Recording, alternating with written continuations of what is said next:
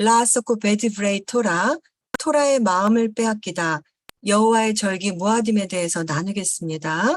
예, 그 토라 연합신학교 김길중 목사님께서 그 신학원에서 가르치는 예시바 교재입니다. 네, 원유맨에서 원유맨들을 위해서 나누기를 원합니다. 굉장히 메시아닉 주다이즘 쪽으로 잘 풀어놓으셔서요. 저희들이 이렇게 준비하면 절기들에 대해서 깊이 깨달을 수가 있습니다. 그리고 체험할 수도 있고요. 하나님의 시간표인 여호와의 절기 무아딤. 먼저요, 하나님의 절기 때의 인사말들이 있죠. 원유맨에서는 자주 나누는 인사말들입니다. 여기 하그, 그리고 사메악. 그래서 기쁜 명절 되세요 할 때, 명절 때마다 학 사메악 하시면 돼요. 그리고 중간에는 학 스콧 사메악 중간에 그 절기 이름을 넣으시면 됩니다.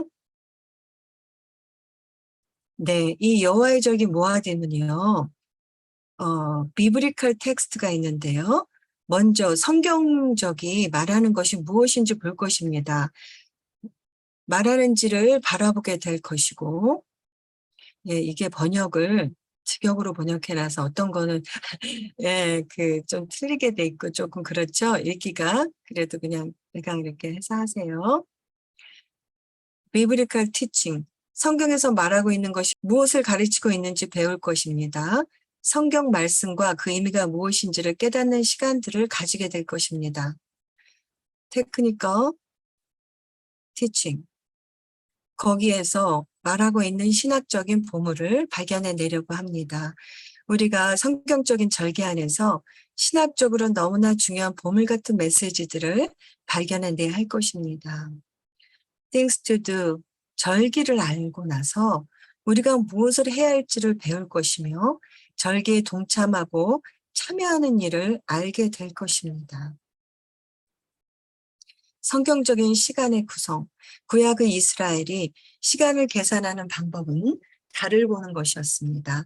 시편 104편 19절, 여호와께서 달로 절기를 정하시며 해는 그 지는 때를 알도다.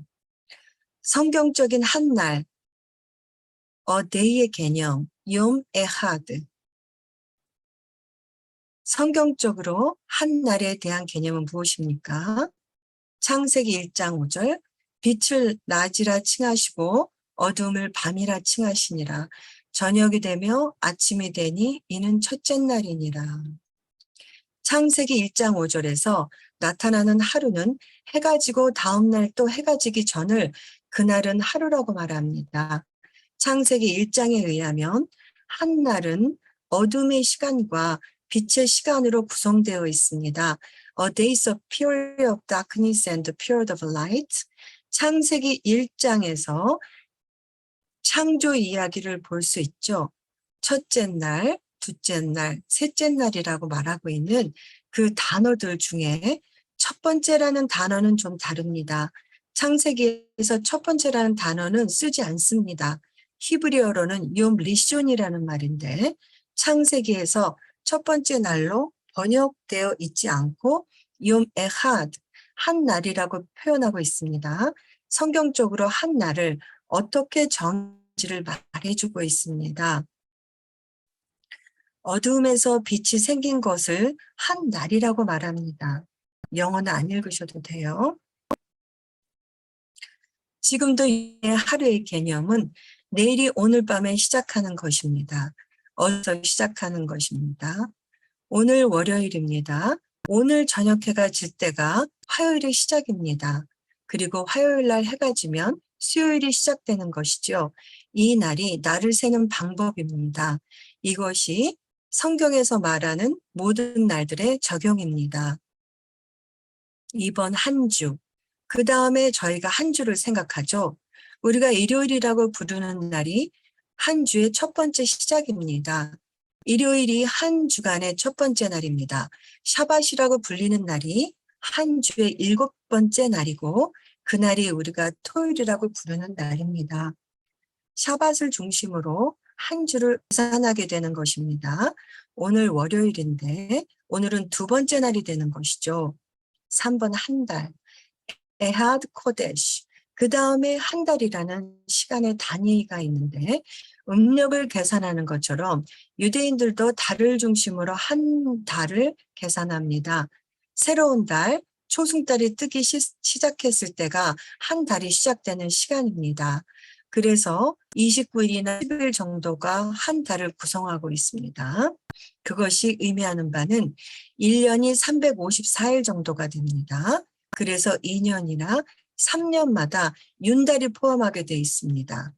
모아딤 여호와의 절기는 농사를 짓는 것과 연관이 깊이 있습니다. 6월절은 항상 봄에 씨 뿌리는 시기에 있게 됩니다. 그래서 윤달이 항상 6월절 전에 옵니다. 안식년. 성경에서 안식년이라는 제도가 있습니다. 6년마다 7번째 되는 해는 모두 안식하는 그런 해를 지키고 있습니다. 이스라엘에서 종교적인 유대인들은 지금도 이 샤밧 이어를 쉐미타 이어를 지키고 있습니다. 희년, 요벨, 주빌리 이어. 희년은 정확히 언제인지 모르기 때문에 현재로서는 아직 지켜지고 있지 않습니다. 주님께서 우리 가운데 오시면 지키게 하십니다. 이것이 성경의 시간이 어떻게 구성되어 있는지를 보여주는 가르침입니다. B. 성경적인 축제, 절기들. 1번 매일의 축제. 매일매일 벌어지는 축제가 있습니다. 제가 이 그림에 나오는 남자를 기쁨의 남자라고 부릅니다. 누군지는 모르지만 자기가 이 그림에 나왔다는 것을 알면 당황할 것입니다. 그러나 너무 행복해 보여서 이 사람을 여기 넣었습니다. 그렇죠? 우리 안에 존재하는 새 피조물을 이렇게 항상 기뻐하는 것입니다. 하나님께서는 우리가 매일매일 이런 축제와 같은 삶, 기뻐하는 삶을 살기를 원하시죠. 많은 종교적인 유대인들이 이것을 생각하고 그렇게 하려고 애씁니다. 아침에 일어났을 때 가장 먼저 하루가 시작되려고 할 때 성경은 우리에게 말씀하십니다. 에가서 3장 22절부터 23. 주님의 한결같은 사랑의 다함이 없고 그 긍휼이 끝이 없기 때문이다. 주님의 사랑과 긍휼이 아침마다 새롭고 주님의 신실이 큽니다. 이것이 바로 성경적인 축제인데 이 축제는 매일 아침마다 일어나는 것입니다. 하나님께서 매일 아침을 하루를 내게 주신 것을 감사하고 기뻐하는 것이죠.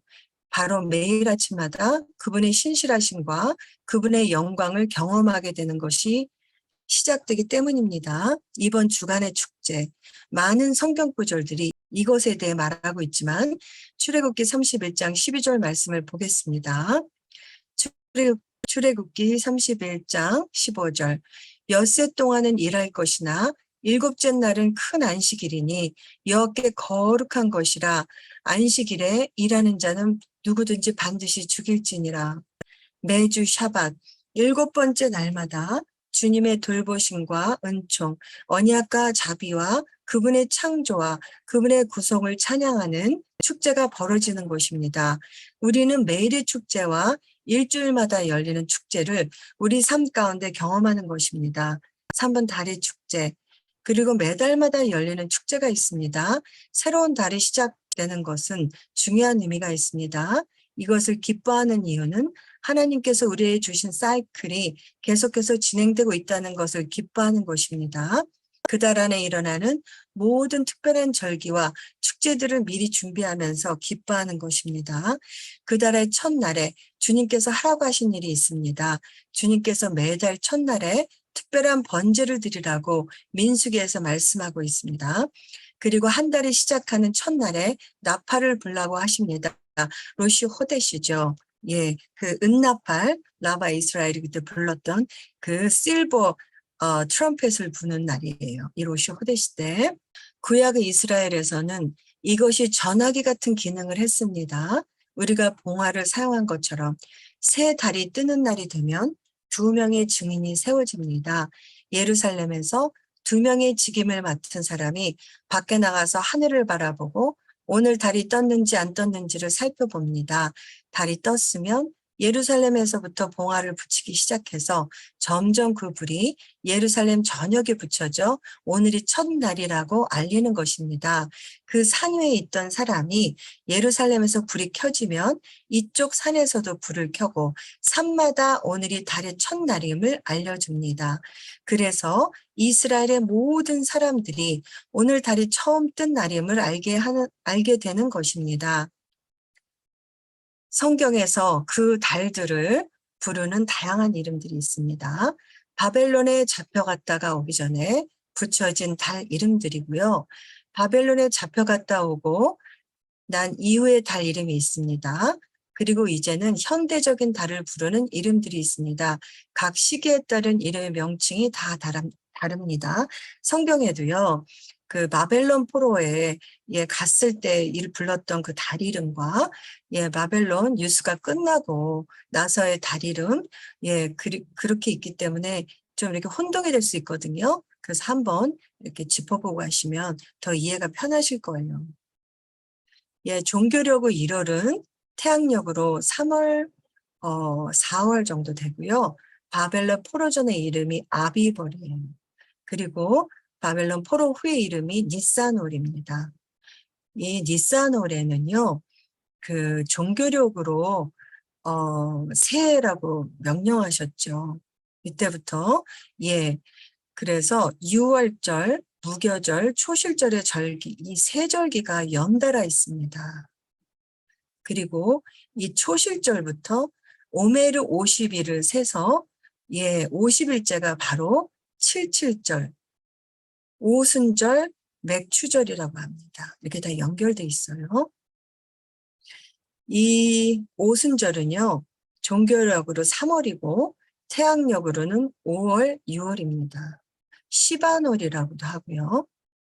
네, 굉장히 중요한 절기죠. 봄절기 대표적인 6월절, 무교절, 초실절, 그리고 50일 뒤에 오순절. 그리고 나서 종교력으로 4월, 태양력으로는 6월, 7월쯤에 타무즈월, 저희가 타무즈 17일에 그 우상 숭배를 했죠. 그래서 타무즈 17일에 또 회개하는 역사적인 비극의 날입니다. 그리고 종교력으로 5월, 그리고 태양력으로는 7월과 8월에 아브월. 저희가 이번에 아브월 때 참 많은 것들을 같이 함께 기도했었습니다. 아브 9일, 나인스 오브 아브. 이때는 성전이 같은 날 2번 무너져서 저희가 그때 금식도 하고 함께 같은 마음으로 회개하며 이스라엘의 회복을 위해서 기도했었습니다. 굉장히 중요한 날이죠. 그리고 6월, 성경력으로 6월, 그리고 태양력으로는 8월, 9월에 엘룰월. 저희가 엘룰월 때 테슈바 40일을 했습니다. 그리고 테슈바 40일과 또한 경외 10일을 금식과 회개로 함께 기도했습니다. 아레트 기도로 테슈바 40일 기도를 했었죠. 이 엘룰월은 회개의 달입니다. 그리고 성경력으로 7월은 태양력으로 9월, 10월 정말 가장 중요한 가을절기. 바벨론 포로 때는 에다니월이라고 했고요. 그 포로 뒤에는 티슈리월. 그래서 이달 안에 가을절기 중에 정말 중요한 가을절기 3개의 절기들 모아짐이 있는 달이죠. 나팔절, 대속죄일, 초막절 이렇게요. 그리고 성경력은 이렇게 또 불월이라고도 하고 현대에서는 바벨론 포로 후에는 해시바놀이라고 하고 그리고 성경력 9월은 태양력으로는 11월, 12월쯤에 기슬로월, 그래서 키슬레이브. 이때는 하누카라는 수전절이 있습니다. 수전절. 마카비 전쟁에서 승리하였던 기적의 하루의 기름으로 8일 동안 성전을 불을 밝힐 수 있었던 기적의 빛의 절기. 성전 봉헌식이 있었던. 그리고 10월은 티벳월, 11월은 스밧월. 나무를 심는 절기죠. 투 비시바트. 그래서 나무들의 새해라 그래요. 저희가 사실은 2년 전에 거의 2년 됐죠. 이때 1월 18일 날 원유맨이 시작되었습니다. 그리고 12월 태양력으로 2월, 3월 이때는 아달월. 그래서 이달의 불임절을 축하하고 저희가 올해 윤달이 있어서 2번의 아달월을 지냈습니다. 불임절. 이것이 히브리 달력을 설명드린 것입니다. 매일매일의 축제, 일주일간의 축제, 매 달마다의 축제가 있다는 것을 기억하십시오. 요일의 축제가 있고 시간의 축제가 있습니다. 네, 윤다희 지사님.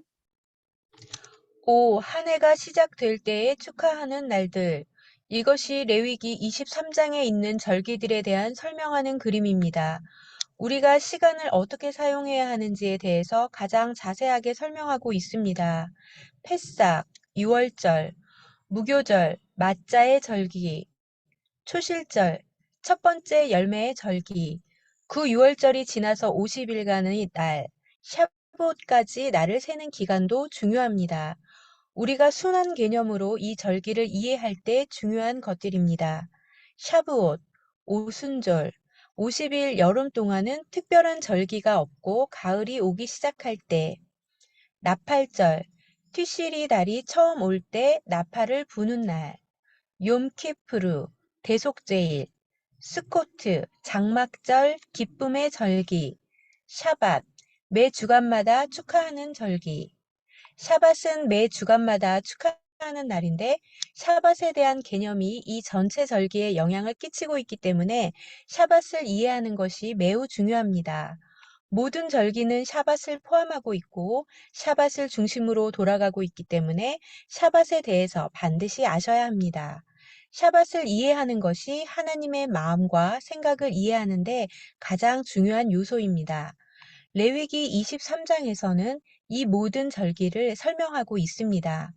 불임절, 에스더 때 시작된 절기가 불임절입니다. 에스더서에 나오는 불임절이 하나님의 백성들이 꼭 지켜야 하는 절기입니다. 하누카, 유대인들에게는 또 하나의 아주 중요한 절기가 있는데 램프를 켜는 날입니다. 성경에서 이것을 가르치진 않지만 다니엘서에 하누카에 일어날 일들에 대한 예언이 있습니다. 그리고 요한복음 10장에 예수님께서 수전절을 지키러 예루살렘에 가신 것을 볼 수 있습니다. 하나님께서 우리에게 이것을 지키라고 말씀하시지는 않았지만 유대인의 문화 가운데 이 절기를 계속해서 지켜왔습니다. 이것이 성경에서 말하고 있는 절기, 명절들입니다. 이 절기를 세 가지 종류로 분류. 이 특별한 날들의 이름을 보면 세 가지 종류로 이 명절들을 구분할 수 있음을 알 수 있습니다. A. 금식을 명하신 날. 욤키프루, 대속제일에는 금식하는 명절입니다. 레위기서 23장에 보면 너희는 이날에 다 같이 금식하라고 말씀하십니다. 오늘날 이스라엘에서는 이날 전통적으로 전부 금식을 합니다. 스가랴에서 보면 이스라엘에는 또 다른 금식의 절기들이 있는 것을 보게 됩니다. 네 번째, 다섯 번째, 일곱 번째, 열 번째 달에 금식하는 것이죠. 스가랴서 8장 19절에서 이스라엘 백성들이 이 날들에 금식하고 있었다는 것을 보여줍니다. 성경에서 하나님께서 명령하신 것과 이스라엘 백성들이 지금도 행하고 있는 것에 차이가 있지만 우리가 모든 것을 다 보기 원합니다. 이스라엘 백성들이 지키고 있는 것들이 있지만 하나님께서 하라고 시키지 않으신 것들도 있습니다. 성경에서 하나님께서 금식하라고 명령하신 날은 욤키프루 대속제일 뿐입니다. 이것에 대해서 유대인들은 많은 논쟁을 합니다. 그 다음 절기들은 히브리어의 의미가 있는 절기들입니다. 하그, 복수형 하김. 하그는 순례자들의 축제라는 의미를 가지고 있습니다. 출애굽기 23장 14절에서 17절에서 이것에 대해 설명하고 있습니다. 하나님께서 1년에 3번 예루살렘까지 순례하면서 나아오라고 정해두신 절기들이 있습니다. 유월절, 오순절, 장막절이 그 세 가지 절기들입니다. 여기에 두 가지 우리가 보아야 할 것이 있는데 너희가 그 순례에 여정을 나와야 한다는 것, 예루살렘에서 하나님께서 축제를 벌이고 싶으신 이 세 날을 우리가 꼭 기억해야 합니다. 여기로 나가는 이 여정 자체도 이 절기에 포함되는 것입니다. 가족이 함께 여행하고 온 마을 사람이 함께 여행을 떠나는 것이 이 절기에서 중요한 부분입니다. 빠른 기차를 타고 가는 것이 아니라 천천히 시간이 걸리는 여정입니다. 함께 대화할 수 있는 여정이고 노래하며 춤을 출 수 있고 하나님의 말씀에 대해서 묵상하는 시간을 함께 보내는 것이 중요합니다. 오랫동안 만나지 못했던 친척들과 만나서 아이들이 함께 노는 것도 이 여정에 포함됩니다. 가족들이 함께 걸어가는 여정이 얼마나 즐거운 여행일지 생각해 보십시오. 이것이 하김이라는 절기들입니다. 시 모에드, 복수형 모아딤. 레위기 23장에서 설명하고 있습니다. 출애굽기 23장, 레위기 23장이 절기를 아는 매우 중요한 장입니다. 출애굽기 23장 하김 축제에 대해서 설명, 레위기 23장 모아딤 절기에 대해 설명. 1. 모에드, 모아딤의 뜻. appointed time. 하나님께서 정해두신 시간이란 뜻입니다. 이것은 너무나 아름다운 개념입니다. 이것은 때와 시대를 이해하는데 아주 중요한 개념입니다. 사실은 설명하기가 아주 어려운 개념이기도 합니다. 하나님께서 이제 이스라엘아 너희도 달력을 가지고 너희 달력에 나의 시간표인 이 날들을 표시하라고 니산 14일 날, 티실이 첫 번째 날, 이것이 하나님의 중요한 날들이야 라고 달력에 빨간색을 치는 것입니다. 이것이 이스라엘의 중요한 날이라고 표현된 것이 한 번도 없습니다. 이것은 여호와의 중요한 날이라고 표현되어 있습니다. 이것의 중요함을 이해하는 것이 핵심입니다. 2. 이 정하신 날에는 무슨 일이 일어날 수 있습니까? 이것은 정해진 날, 모에드라고 할 수 있겠죠. 오늘 월요일부터 목요일까지 여러분들이 길거리에서 치과 의사를 만난다고 할지라도 그와 어떻게 지내느냐, 가족들은 어떻게 지내느냐라고 대화할 수 있겠지만 상한 이를 치료받는 일은 그 약속된 날, 목요일에만 이루어질 수 있습니다. 그 전에 얼마나 자주 만나는가를 상관이 없습니다. 더 이상 자녀에 대해서 말할 필요가 없게 되는 것입니다. 정해진 시간을 지키지 않게 되면 그것을 약속한 돈은 지불하겠죠? 그날 치과에 가서 이가 뽑히든 뽑히지 않든 그날이 정해졌다면 치료비는 지불되어야 합니다. 아름다운 예. 신랑과 신부가 그들의 삶에 언제든지 사람들을 초청할 수 있습니다. 그런데 하나의 아주 특별한 초청 날이 있습니다. 오직 그 신랑과 신부만을 위한 하루의 날이 정해져 있는 것. 그 신랑과 신부를 위한 특별한 장소와 시간이 정해져 있다고 생각해 보십시오. 그 둘이 결혼한 날이 모에드로 우리가 그분의 신부입니다. 하나님은 언제나 계시고 우리가 언제나 그분께 나아갈 수 있습니다. 신랑과 신부가 만나는 모에드라는 날이 정해져 있습니다. 하나님과 하나님의 백성들이 만나는 날입니다. 신랑이 신부를 만나는 날입니다. 신랑이 그 장소에 서 있을 때 너무나 놀라운 일들이 일어나게 됩니다. 아주 오랫동안 하나님이 신랑 되셔서 우리에게 나타나셨습니다. 주님께서 우리에게 신랑으로 나타나는 그 모에딤에 나오는 이스라엘 백성들을 너무나 오랫동안 기다려 오셨습니다. 하나님의 신부, 거듭남 주님의 신부들은 어떻습니까? 예수 그리스도를 믿는 저와 여러분들은 어떻습니까? 그분 신부가 신부의 마음으로 일어서지 않고 있습니다. 마치 치과에 예약된 날을 기다리지 않는 것처럼 우리가 만날 아주 위대하신 신랑께서 거기 서 계신데 우리가 기대하지 않고 있는 것과 같습니다. 우리가 그분께서 정하신 그날에 신부되어서 날아갈 때 주님께서 놀라운 일들을 예비하고 계십니다. 그것이 모에드입니다. 모에드는 하나님께서 정하신 시간입니다. 우리 주님께서 약속하신 아주 특별한 방식으로 너희에게 나타나시겠다라고 약속하신 특별한 이날을 기다리며 살아가는 것이 우리 인생에서 가장 큰 기쁨입니다. 이 특별한 날에 주님을 만날 때에 어떠한 일들이 과연 일어나겠습니까? 그 놀라운 일들에 대해서 우리가 한 주간 나누게 될 것입니다. 모아딤에 대한 개념들을 알아보겠습니다. A. 개념으로는 순환 개념이 있다. 우리 주님은 사이클의 하나님이십니다. 사이클이란 계속 반복되는 어떤 패턴이 있다는 것. 이 땅에 또 우리의 삶 가운데 많은 사이클을 가지고 주님께서 운행하십니다. 역사에도 사이클이 존재합니다. 우리가 동산에서 시작되었고 창세기에서 보면 동산이 나옵니다. 계시록에도 동산에서 역사를 마치는 것을 봅니다. 그것이 하나의 사이클입니다. 그리고 삶에도 사이클이 존재합니다. 태어나고 자라고 결혼하고 나이가 들고 죽습니다. 다음 세대는 또 자라고 결혼하고 자녀를 낳고 자녀들은 자라나고 그들은 나이 들고 또 죽게 됩니다. 하나님께서 모아딤의 사이클을 가지고 계신다고 표현합니다. 유월절, 패싹에서 시작해서 장막절, 스콧으로 끝나는 사이클을 가지고 계십니다. 항상 유월절에서 시작하거나 꼭 스콧에서 끝난다고는 말할 수 없습니다. 유월절과 스콧 사이에도 하나님의 일들이 진행되기 때문입니다. 한 해의 사이클 안에서 하나님의 일들이 진행이 되고 우리 안에서 영적인 성장으로 진행하게 하십니다. 유월절에도 하나님의 일들이 우리 안에서 진행됩니다. 한 해의 사이클 안에서 계속 하나님의 사이클이 진행되고 있습니다. 이제 드보라가 실제적으로 그 사이클이 우리 안에서 어떻게 운행되는지를 나눌 것입니다. 이것이 저희가 영적으로 성숙해 가는 데 있어서 이 모아딤의 사이클이 굉장히 중요한 역할을 한다는 것을 알게 될 것입니다. 또한 이 한 주간 동안에 그것이 어떻게 우리 삶에 영적인 성숙과 연결되어 있는지를 가르쳐 드릴 것입니다. 성경 자체도 영적 성숙이라는 사이클 안에서 우리에게 적용되는 것입니다. 시편 23편의 사이클을 한번 보겠습니다. 1. 여호와는 나의 목자시니 내게 부족함이 없으리로다. 2. 나는 그가 나를 푸른 풀밭에 누이시며 실만한 물가로 인도하시는도다. 내 영혼을 소생시키시고 자기 이름을 위하여 의의 길로 인도하시는도다.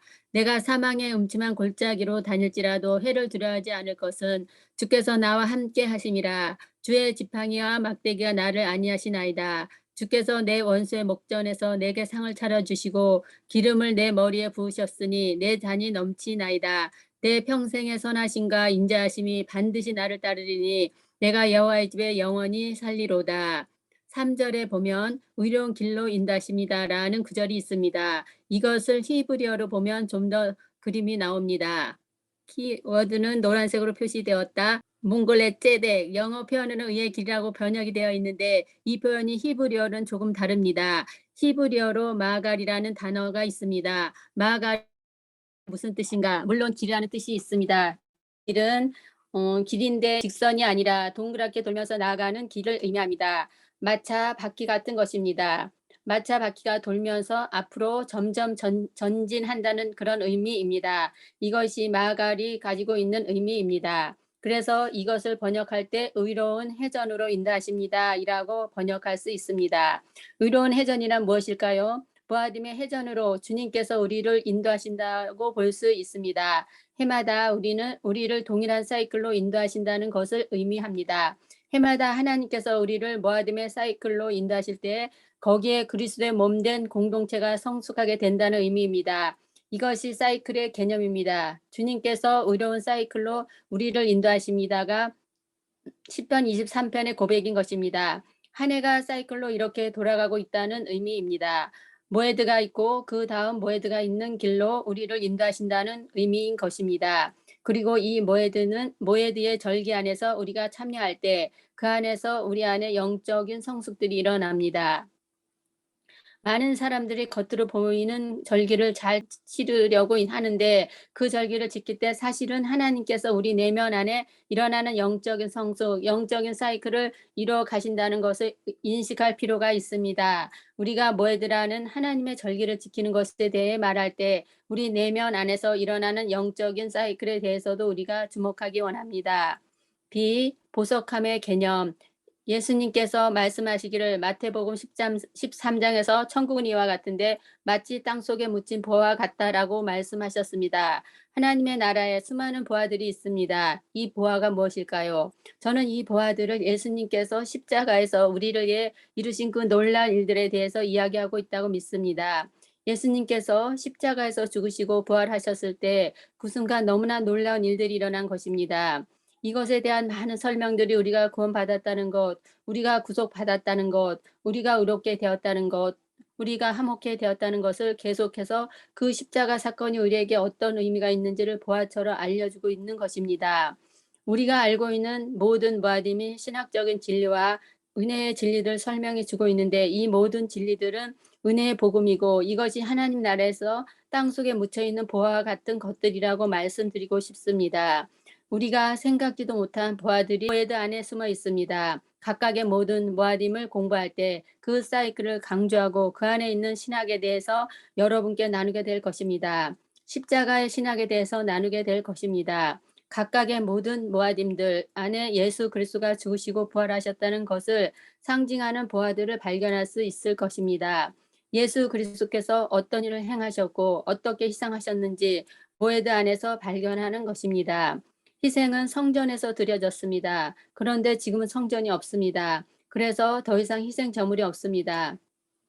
우리가 그 놀라운 보화들을 어떻게 계속해서 간직할 수 있겠습니까? 우리가 모아딤을 지켜가는 것이 그것들을 계속해서 간직할 수 있게 해주는 것입니다. 오늘날 전통적인 유대교가 있는데 그들이 기도 시간을 지켜내는 우리가 예수와의 희생 제사를 기억할 수 있도록 도와주는 역할을 하는 것입니다.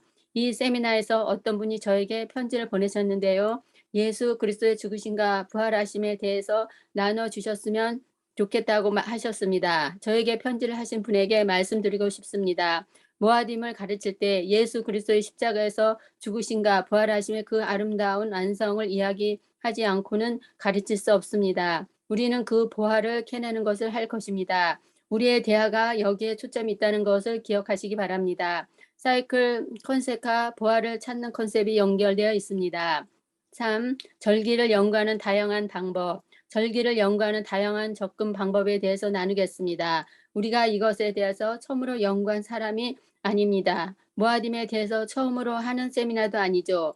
3,500년간 유대인들이 연구해온 결과입니다. 많은 사람들이 아주 오랜 시간 동안 연구해 놓은 접근 방법들이 다양하게 존재합니다. 이것에 대해서 그런데 너무 안타깝게도 교회는 이것에 대해서 너무나 관심 없습니다. 교회를 다니면서 절기에 대해서 전혀 배우지 못한 사람들도 많이 있다는 것을 압니다. 여러 가지 방법으로 모아딤을 연구하는 것을 말씀드리겠습니다. A. 성경 역사와 이스라엘 역사 속에서 모아딤을 연구하는 방법. 대부분의 교회들은 그들의 역사 속에서 모아딤을 발견할 수 없었습니다. 여러분은 성경의 역사와 이스라엘의 역사를 공부하면서 모아딤을 발견하기 바랍니다. 이스라엘 역사 안에서 모아딤을 발견하는 것이 여러분을 흥미있게 또한 가치 있게 만들어줄 것입니다. 역사를 연구하다 보면 굉장히 빠져들게 되죠. B. 메시아를 중심으로 연구하는 방법. 모아딤이 예수님과 그분의 부활하신가 어떤 연관성이 있는가를 연구하는 방법입니다. 크리스찬들이 이 부분에 대해 관심을 가지고 연구하신 분들이 있습니다. 우리가 이번에 세미나에서 접근하는 방법도 이 메시아니컬한 메시아를 중심으로 연구 방법이 될 것입니다. C. 예언적인 의도를 가지고 이 모아딤을 연구하는 방법. 가을절기, 수콧이나 나팔절들을 가지고 종말론과 연결해서 그들의 신학을 개발해낸 사람이 있습니다. 앞으로 이루어질 절기들이라고 해서 저는 이 모아딤을 연구할 때 여기에 많은 초점을 두지는 않을 것입니다. 여러분께 물론 말씀을 드리겠지만 이것이 중점이 되지는 않을 것입니다. D. 구속의 관점에서 이 모아딤을 연구하는 방법. 네 번째 방법은 몇 달 전부터 저희가 보한 것들인데 구속의 관점에서 보는 방법입니다. 이것은 새로운 것을 열어주는 아주 실제적이고 실천적인 방법이라고 생각합니다. 우리 한 사람 한 사람에게 모아딤이 어떤 의미인지를 설명해 줄 수 있는 방법이라고 생각합니다.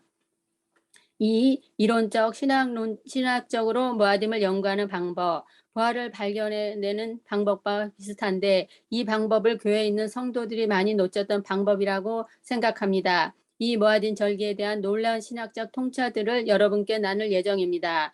분명한 한 가지는 많은 사람들이 모아딤을 연구하는데 마치 연구실에서 과학자들이 실험하듯 그런 방법을 가지고 이 모아딤을 연구합니다. 어떤 모아딤에 대해서 과학자들이 연구한 여러 가지 방법, 관점으로 연구해 보고 실험해 봅니다. 그런데 집에 가면 이 모든 연구 결과를 연구실에 두고 집에 혼자 가버립니다. 많은 사람들이 모아딤을 연구할 때 그러한 태도를 가지고 삶과 전혀 다르게 연구합니다. 굉장한 흥미로운 정보가 이 모아딤 안에 담겨 있구나라고 생각을 하고 결국은 그 연구한 모아딤을 떠나 사는 것입니다. 리서치를 하는 것처럼 모아딤을 연구하는 사람이 있습니다. 모든 정보를 온라인에서 컴퓨터에서 찾아서 가지고 있어야지. 그리고 나서 여기서 멈추는 것입니다. 그러나 저는 이것을 추천드리고 싶지 않습니다. 모아딤에 대해서 정말로 알 수 있는 한 가지 방법은 실제로 그 삶 안으로 들어가 보는 것입니다. 이 책으로 그 모아딤을 공부해 보시고 실제로 그 삶을 살아보는 것입니다.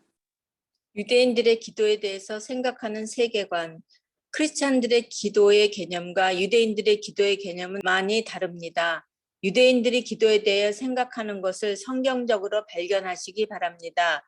유대인이 신실하게 하루에 3번 기도하는 것 아시죠? 왜 하루에 3번 기도하는지 아십니까? 모슬렘들은 하루에 5번 기도하니까 더 신실한 것 아닐까요? 아니요. 우리는 같은 하나님을 섬기는 것이 아닙니다. 유대인은 왜 하루에 3번 기도하는가를 아는 것이 중요합니다. 이 근원이 어딘가를 알아볼 것입니다. 유대인들의 기도는 모아딤이라는 하나님의 시간표에 밀접하게 연관이 되어 있습니다. 아침에 말씀드렸던 모아딤을 더 구체적으로 설명하겠습니다. 레이기 23장을 중심으로 모아딤을 구체적으로 살펴보기. 레이기 23장 1절에서 3절. 여호와께서 모세에게 말씀하여 이르시되 이스라엘 자손에게 말하여 이르라. 이것이 나의 절기들이니 너희가 성회로 공포할 여호와의 절기들이니라. 엿새 동안은 일할 것이요 7째 날은 쉴 안식일이니 성회의 날이라. 너희는 아무 일도 하지 말라. 이는 너희가 거주하는 각처에서 지킬 여호와의 안식일이니라. 하나님께서 하나님의 모아딤을 여기에서 소개해주고 계십니다. 우리가 특정한 장소에서 특정한 날을 축하해야 한다는 것입니다.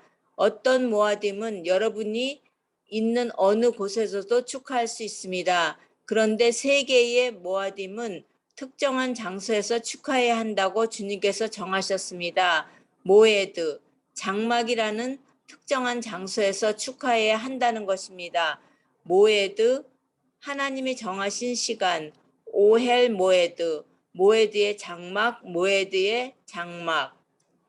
하나님의 영광을 보이는 영광으로 임하여 있는 장소입니다. 그분의 그 장막을 보여주고 있는 그림을 보여주고 계십니다. 오헬 모에드라는 이 모에드의 장막과 이 모에드를 구분하여 생각할 수 없는 것입니다. 레기 23장 2절에 보면 너는 이스라엘 백성들에게 이렇게 말하라. 이것은 여호와께서 정하신 모에드의 축제들이다. 의 뜻입니다. 저희는 계속적으로 중요한 질문들에 대하여 반복적으로 답해 드릴 것입니다. 이 거룩한 축제의 날이 누구의 날입니까? 이것이 유대인들에게 속했다고 성경은 말한 적이 한 번도 없습니다. 이스라엘 절기라는 표현 자체가 성경적인 것이 아닙니다. 이 날은 여호와께 속한 날들입니다.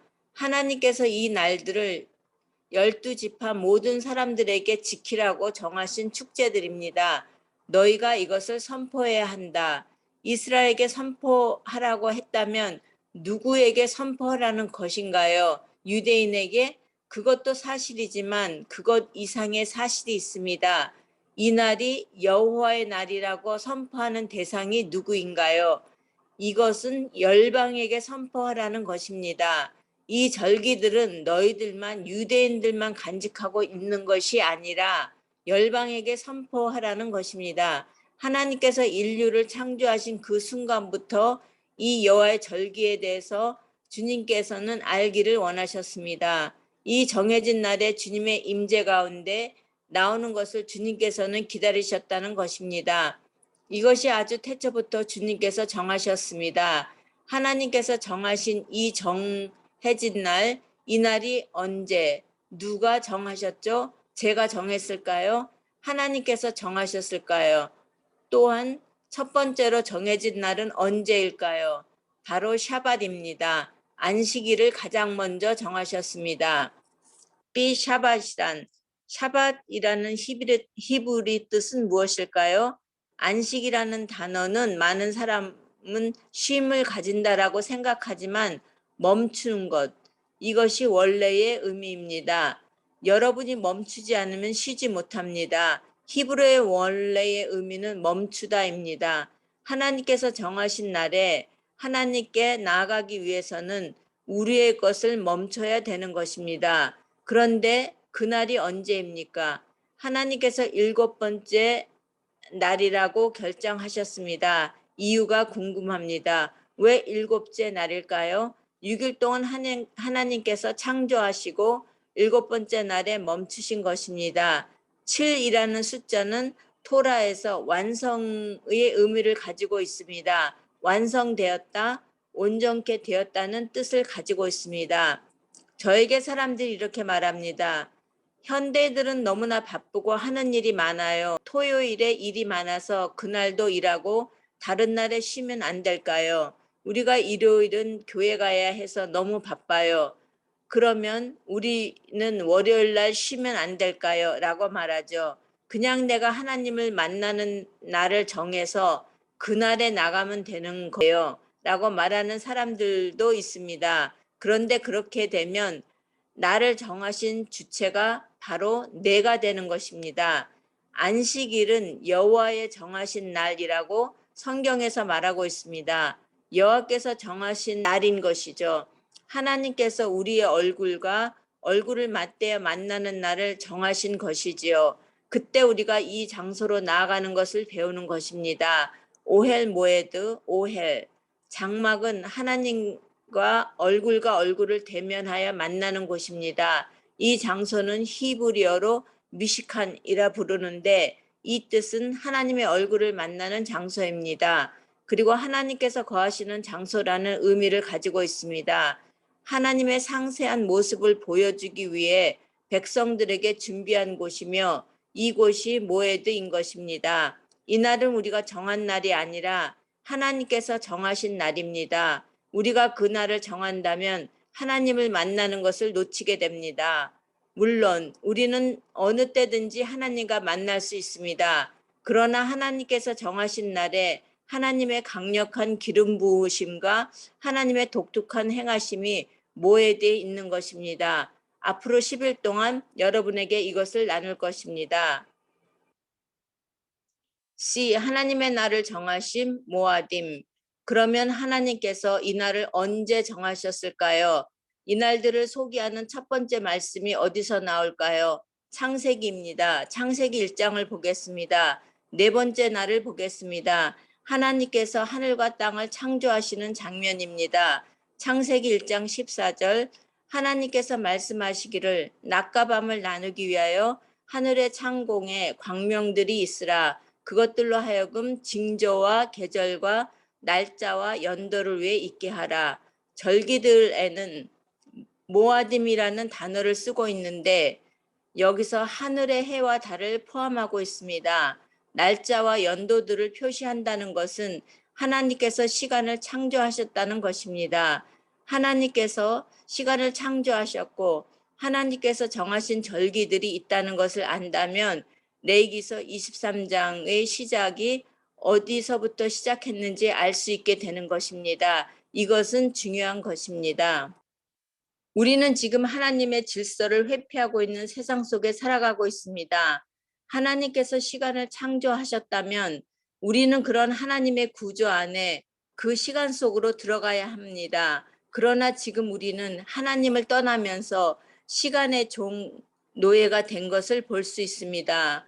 우리가 하루를 어떻게 사는지 돌아보면 아침에 일어나고 낮에는 일하고 저녁에는 잡니다. 언제 우리가 쉬게 되죠? 우리는 시간이 언제까지 무엇을 해야 하는지 가르쳐주는 시간의 지배를 받고 살고 있습니다. 우리가 하나님을 섬기고 있습니다. 라고 하지만 솔직히 시간에 종된 삶을 살 때가 많습니다. 이것이 전 세계 인간의 딜레마인 것입니다. 우리는 여기서 하나님께서 시간을 창조하셨다는 것에 대해 이해할 필요가 있습니다. 하나님께서 그 시간을 특정한 방법으로 만드셨습니다. 우리가 살아계신 하나님과 관계를 맺기 시작할 때 우리는 시간 속에 살아가는 그 방법이 바뀌어져야 하는 것입니다. 이스라엘의 레위기 23장을 받기 전에는 이집트의 시간에 지배받고 있었습니다. 그것은 노예 생활의 시간표였습니다. 그 노예의 시간표 속에 살았던 이스라엘 백성들에게 레위기 23장을 주시면서 너희는 하나님의 시간표 속에서 살아라 라는 삶을 하나님께서 허락하신 것입니다. 이집트 노예 시간표의 삶, 쉬지 않고 일하는 패턴 속에서 나와서 이제 하나님의 시간 속으로 들어가라 하신 것입니다. 하나님께서 정해놓으신 시간표대로 살아라. 우리를 조종하는 세상의 시간표에서 나와서 하나님의 시간표 속으로 들어가라. 그때 하나님께서 다스리시는 시간 속으로 들어가는 것입니다. 여러분, 레위기 23장을 잘 아실 것이고 이번 주간에 이것을 계속 볼 것입니다. 레위기서 23장에서 볼 수 있는 하나님의 첫 번째 움직임, 하나님께서 정하신 날의 첫 번째가 샤밧입니다. 이것은 7번째 날을 의미합니다. 하나님께서 정하신 날에서 제일 먼저 보아야 하는 제7일인 것입니다. 우리는 노예의 시간표에서 하나님의 시간표로 나아가는 움직임이 필요합니다. 이집트에서 나온 우리는 깨어진 상태였는데 그 상태에서 하나님의 7이라는 시간 속으로 완성 속으로 들어가는 것입니다. 우리의 깨어진 상태에서 하나님의 완전한 상태, 7이란 시간 속에 들어가는 것입니다. 예수님께서 어떤 완성을 이루셨는지 내일 배우게 될 것입니다. 저희가 처음 경험하는 그 7이라는 것을 완전케 하고 온전케 하는 날입니다. 메시아 안에서 우리가 완전한 샬롬이 온전하게 회복되었다는 것을 의미하는 것입니다. 이 레위기서 23장에 볼 수 있는 하나님의 두 번째 움직임, 그 달의 두 번째 안식일입니다. 하나님의 달력인 첫 번째 달의 두 번째 안식일 6월절입니다. 그때부터 7주를 세는 것입니다. 그날은 두 번째 모에드가 샤봇 오순절인 것입니다. 그리고 나서 그 다음에 펼쳐진 동그라미가 7번째 달입니다. 물이 점점 번져가면서 하나님께서 7번째 달의 움직임을 보여주시는데 점점 하나님이 더욱 우리를 온전케 하시고 완성시키시는 것을 경험하는 날이 7번째 달인 것입니다. 우리가 온전히 자유케 되었고 완성되는 것을 경험하는 시간인 것입니다. 개인적으로, 가족적으로, 공동체적으로 하나님의 샬롬이 온전히 회복되는 것이 점점 퍼져가는 것입니다. 각각의 모에드는 하나님께서 거하시는 장소 안으로 우리가 점점 나아가게 하는 것입니다. 이 장소에서 하나님의 얼굴을 보게 되는 것입니다. 정해진 시간과 정해진 장소에서 하나님의 진리를 대면하게 되는 것입니다. 우리가 깨어진 노예 상태에서 하나님께서 지으신 완전한 상태라는 것을 경험하는 시간이 없었습니다. 그런데 이 장소와 시간 속에서 하나님의 형상대로 지어졌다는 것을 경험하는 시간이 되는 것입니다. 우리에게 자유함을 얻는 여정을 그분이 그 시간을 지켜가면서 알게 되는 것이죠. 거기서 하나님이 정하신 장소, 하나님이 우리 안에 거한 장소를 주셨다는 것을 알게 되는 것입니다. 하나님의 영광을 계속 보이면서 우리 안에 그분이 보이는 영광이 영원히 있다는 것을 깨닫게 되는 것입니다. 우리 안에서 하나님의 영광이 나타나고 그 보이는 영광이 우리 안에 존재하신다는 것을 깨달으면서 동시에 우리의 공동체 안에서 주님께서 나타나신다는 것을 경험하게 됩니다. 장막, 미식한 A 대제사장의 의미. 이곳에서 아주 중요한 역할을 하는 사람이 대제사장입니다. 장막 안에 들어가면 하나님의 영광의 옷을 입은 사람을 만나게 됩니다. 우리가 하나님의 대제사장의 옷을 바라보면 장막 안이 어떤 의미로 우리에게 다가오는지 설명해 줍니다. 그는 살아있는 사람입니다. 그 제사장 한 사람이 걸어 다니는 장막이라는 것을 그 제사장의 옷을 보면 알 수 있습니다. 그 대제사장을 보면 우리 자체가 하나님께서 거하시는 장막이라는 것을 알게 됩니다. 그 의미를 설명해 주는 말씀이 또 있습니다. 어떻게 이것을 세우시는 그 장면을 보면 출애굽 25장 8절에서 9절에 내가 그들 중에 거할 성소를 그들을 시켜 나를 위하여 짓되 무릇 내가 내게 보이는 대로 장막의 식양과 그 기구의 식양을 따라 지을지니라. 비 하늘의 장막과 땅의 장막의 관계. 하나님께서 그 장막을 보이신 것은 그들의 백성들 안에 보이는 모양으로 거주하신다는 것을 보여주시는 것입니다. 하나님께서는 이 장막을 어떻게 만들어야 하는지 지침들을 주고 계십니다. 이스라엘 백성들이 이 미식칸을 만들어야 하는데요. 시내산에 모세에게 보여준 그대로 만들어야 한다고 말씀하십니다. 모세에게 보여준 장막은 하늘에 있는 장막을 그대로 보여주신 것입니다. 하늘에 하나님께서 거하신 장막이 이미 있는 그것을 모세에게 보여주신 것입니다. 하나님께서는 그 하늘의 장막이 이 땅 가운데 사람 가운데 동일하게 있기를 원하셨습니다. 하늘에 있는 그대로 반사한 것과 같이 동일하게 만들어 지기를 원하셨습니다. 하늘의 초소가 똑같은 모양으로 반사하여 땅에서도 그 초소가 세워지기를 원하신 것입니다. 1. 바울 서신에서 보여진 장막의 의미. 히브리서에 보면 이 하나님의 초소에 있는 모든 기물과 그 모양들에 대해서 어떤 영적인 의미가 있는지 보여주고 있습니다. 그리고 거기에 계신 대제사장 예수와께서 어떤 일을 하시는지 어떤 의미를 가지고 있는지를 설명하고 있습니다. 중요한 것은 우리의 장막이 하늘에 있는 것을 반사하고 있다는 것을 분명히 기억해야 합니다. 우리가 땅에서 하나님을 만날 때 그분이 하늘에도 동일하게 계시다는 것을 알아야 합니다. 하늘에 거하시는 모습과 동일하게 이 땅에 임하셨다는 것이 중요합니다. 하늘에 반영된 장막이 땅에도 동일하다면 거기에 거하는 우리 또한 하늘에 있는 그것을 그대로 반사하는 존재입니다. 하나님께서 물을 창조하셨는데 물은 거울과 같이 모든 것을 반사하고 있는 것을 볼 수 있습니다. 미식함이라는 것은 하늘에 있는 것이 이 땅의 그림자와 같이 존재하는 것입니다. 하늘에 그것이 실제로 존재한다는 것을 어떻게 알 수 있을까요? 하늘 위에 하나님의 얼굴이 빛나고 있다는 것을 어떻게 알 수 있을까요? 땅에 있는 미식한을 통해 하나님을 볼 수 있는 훈련을 하는 것입니다. 하나님께서 하늘에 어떠한 초소가 준비되어 있는 것을 이 땅에서 미리 보여주고 싶으신 것입니다. 우리가 이 땅에서 하나님과 만날 수 있다면 하늘의 초소에서도 동일하게 하나님을 만날 수 있다는 것을 알려주시는 것입니다.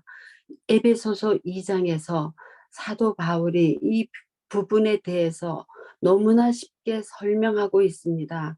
하늘 보호자의 예수와 메시아와 우리가 함께 있다고 말하고 있습니다. 이것이 새로운 개념일까요? 바울은 바리새인이었고 랍비였습니다. 그는 유대적인 사고방식을 가진 사람입니다. 유대인들에게 기도에 대해 물으신다면 그들은 이렇게 대답할 것입니다. 우리는 기도하는 그 순간에는 이 땅에 있는 것이 아닙니다. 실제적으로 하늘에 계신 하나님 보호자 앞에 서 있습니다. 그들은 실제로 하나님의 보호자 앞에 서서 말하는 것입니다. 그 하늘의 보호자 앞에 계신 그분께 감사와 경배, 그들의 필요를 말하는 것입니다. 그러나 그들은 땅 위에서 서 있고 땅에 거하는 자들입니다. 사도 바울이 이러한 유대적인 사고 방식으로 이방인들에게 말하고 있는 것입니다. 에베소서에서 유대인들의 이러한 개념은 하나님의 장막 안에서 살았던 경험을 했기 때문에 가능한 것입니다. 미식한의 삶을 통해 하나님 보호자 앞에서 살아가는 삶을 경험하고 훈련받았던 것입니다. 이 땅의 장막을 보이신 이유, 어떤 사람들은 영안이 열려서 하늘의 보좌를 보았다 하지만 저는 요엘, 하나님의 성소가 어떤지 실제로 보지는 못했습니다. 그러나 하늘의 보좌를 가르칠 수 있는 것이 이것입니다. 하늘의 성소에서 말씀하시고 행하시고 움직이십니다. 이 땅의 성소인 저의 육체의 눈으로 볼 수 있는 것입니다. 그러면 언제 볼 수 있나요? 모아딤의 시간 안에서 하나님께서 이 땅에서 운행하신 것을 볼 수 있습니다. 하나님께서 정하신 모아딤의 시간 속에서 하나님께서 정하신 장소에 그분께서 어떻게 운행하시는지를 볼 수 있는 것입니다. 육체의 눈으로 볼 수 있게 되는 것입니다. 하늘의 처소, 하나님께서 시간을 창조하셨습니다. 하나님께서 시간을 창조하셨다는 것은 그분은 시간 밖에 계시며 영원한 존재라는 것입니다. 하늘의 초소는 영원합니다. 하늘의 초소에는 시간이라는 개념이 없습니다. 모든 시대 가운데 이 땅의 초소는 하나님께서 정하신 시간에 따라 움직이게 됩니다. 이 모든 시대마다 이 초소를 어떻게 운행하시는지를 우리가 깨닫게 됩니다. 우리가 단 한 번 하늘의 초소에 어떤 일이 일어나는지 보여주셨습니다. 하늘의 초소는 영원하며 시간을 초월합니다. 1. 그림자 원리. 이 하늘과 땅의 관계를 설명하는 좋은 단어가 있습니다. 그것은 그림자입니다. 우리는 하늘의 것은 좋은 것이고 땅의 것은 질이 떨어지고 좋지 않은 거라 생각합니다. 이 땅의 것은 타락했고 별 볼 일 없는 것이기에 하늘의 것만이 좋다고 여기는 사람이 있습니다. 그래서 영적인 것은 완전하고 이 땅에 속한 것은 별 볼 일 없다고 생각합니다. 하지만 이 사고는 헬라적인 이분법적인 사고입니다. 이 사고는 하늘의 것은 완전하고 거룩하고 땅에 속한 것은 타락한 것, 우리에게 필요하지 않은 것이라고 여기며 우리의 육체는 죄를 지었기에 더러운 것이라고 생각하게 합니다. 이 헬라적 사고는 하나님께서 땅의 것을 창조하셨다는 히브리적인 사고와 대치되도록 만듭니다. 영적인 것과 육적인 것은 둘로 나누면 안 됩니다. 우리 하나님께서 우리를 단번에 창조하셨다는 것을 기억해야 합니다. 이 땅에서 육체적인 것을 통해서 우리가 하늘의 실제적인 것을 볼 수 있는 것입니다. 하나님께서는 하늘에 보여주고 싶은 모든 것들을 이 땅에 담으신 것입니다. 이 땅의 초소 미스칸을 보면서 하늘의 초소와 동일하게 보아야 합니다. 하늘의 초소의 그림자, 땅의 초소, 이것은 무엇을 의미할까요? 그림자라는 의미가 무엇일까요? 우리가 어떻게 그림자를 만들 수 있습니까? 뒤에 빛이 있고 그 빛 앞에 여러분이 서 있으면 여러분의 그림자가 땅에 생깁니다. 아주 간단합니다. 잠깐 제가 보여드리겠습니다. 제가 하늘의 어떤 존재 실제입니다. 어떤 영적인 존재입니다. 하늘의 처소에서 하나님이 어떤 움직임을 하실 때 제가 만약 팔을 움직인다고 생각해 보세요. 그림자는 어떻게 될까요? 팔을 붙이고 있다면 좋은 그림일까요? 하나님께서 움직이실 때 제가 같이 움직이는 것이 그림자인 것입니다. 하나님께서 말씀하실 때 제가 말합니다. 왕이 움직이고 말하는 것을 그대로 행하는 자가 그림자인 것입니다. 이 하늘의 초소가 영원합니다. 이 땅에서 하늘에 움직이는 것을 보고 하늘의 왕께서 움직이시는 것이 어떤 것인지를 본 자들만이 이 땅에서 하늘의 움직임을 본 그대로를 해내는 것입니다. 그림자가 덜 완전하다는 것은 타락했다는 개념이 아닙니다. 그렇게 생각했다면 헬라적인 사고를 갖고 있는 것이며 그 목적을 놓치고 있는 것입니다. 하늘에 있는 것을 보고 그대로 행하는 것. 이것이 하나님의 목적입니다. 이것은 우리의 단순한 창조의 목적입니다. 이런 사고 방식을 가질 때 토라를 공부할 수 있습니다. 이것이 가장 기본적인 것입니다. 이 가치관은 모든 것에 영향력을 끼칩니다. 모든 희생과 경배가 이 자리에서 드려집니다. 하나님께서 하늘의 초소에서 어떤 일을 보여지는지를 모두가 우리에게 보여주고 싶으셔서 이 땅에 그대로 나타내신 것입니다. 우리가 조금 후에 다시 나누겠습니다. 모든 모아딤도 여기서 이루어집니다. 우리가 이곳에서 모아딤의 축제를 벌이는 것은 곧 하늘에 있는 것을 그대로 보여주는 그림자인 것입니다. 기본적인 구조를 설명드리는 것입니다. 이 모든 계획의 목적이 하나님께서 우리 가운데 거하시고 그분을 경배하는 하늘의 일들이 이 땅에 그대로 나타나는 것, 이것이 가지고 있는 가장 중요한 목적입니다. 이 히브리적 사고와 헬라적 사고. 헬라적인 사고에는 우리 몸을 즐겁게 할 수가 없습니다. 헬라적인 사고에서 우리의 몸은 더러운 것이고 버려야 하고 참아야 하는데 하나님께서는 우리의 육체도 기쁨을 누리기를 원하십니다. 헬라적인 사고는 내 몸은 죄를 지었고 타락했기 때문에 망하여야 한다고 말하지만 히브리적 사고 방식은 우리가 하나님의 위대한 창조물이라는 것을 말해주고 있습니다. 이 땅에 하나님이 거하시는 처소가 되기 위해 내 육체를 존재하는 것이며 이것은 그분의 이름과 영광이 내 삶 가운데 존재한다는 것입니다. 그래서 우리가 가는 곳마다 열방 가운데 하나님의 이름과 영광이 선포되어지는 것입니다. 하나님께서 거하시는 처소가 우리이기 때문에 하나님의 영광이 사람들에게 보여지고 만질 수 있게 되는 것입니다. 그 이름이 거하신다는 의미가 무엇일까요? 그분의 이름은 무엇인가요? 그분의 평판입니다. 여러분의 이름은 여러분의 평판을 설명합니다. 이것은 여러분이 누구인가를 설명합니다. 여러분의 성품과 존재를 설명하는 가장 좋은 단어가 이름인 것입니다. 하나님의 이름이 거주하는 시스템, 어떤 장소를 만드셨을까요? 우리의 인류가 모두 깨어졌을 때 하나님께서는 당신의 완전한 이름이 거해야 하는 장소를 정하셨습니다. 우리가 깨어지고 망가졌을 때 우리가 서로 생명 안에 거하지 못하고 죽음을 서로 교환합니다. 이것은 우리가 죄로 인해서 타락하고 그래서 그 죄 가운데 있었기 때문에 하나님의 영광과 형상을 제대로 반사하지 못하는 관계가 되었기 때문입니다. 인류 가운데서 하나님의 이름과 성품이 더 이상 거주할 수 없게 되었기 때문에 이러한 장소를 택하셔서 그곳에 당신의 이름과 성품이 드러나게 하겠다고 하신 것입니다.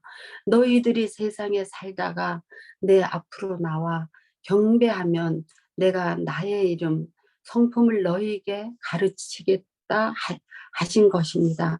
너희가 나의 눈을 마주 보면 너희와 만날 것이다라고 말씀하신 것입니다. 이 7일간에 하나님의 정하신 시간표대로 살면 하나님의 완성된 하나님의 거주하신 장소의 삶을 살 수 있게 되는 것입니다.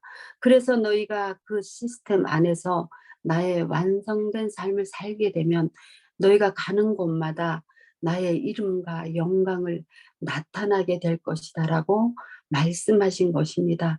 이스라엘 너희들은 내가 정해놓은 시간에 내가 정해놓은 장소에 나와 완전하게 되어서 가는 곳마다 하나님의 영광, 형상을 드러내야 한다고 정하신 것입니다. 깨어진 인간 가운데 이스라엘이 이 사명을 가지고 부름을 받은 것입니다. 그것이 이스라엘이 제사장으로서 만족과 열방을 섬기는 부르심을 받게 된 것입니다. 제사장의 부르심을 받은 이스라엘, 하늘의 성소, 이 땅의 성소, 이 땅의 구조와 형식과 모든 것이 하늘의 것을 반사하는 모양입니다. 이 땅의 것이 하늘의 정확한 그림자인 것입니다. 이 모든 처소, 성소에는 섬기는 자들이 있습니다. 하나님의 갈방이 그분의 나라, 킹덤이 땅에 임하는 것입니다.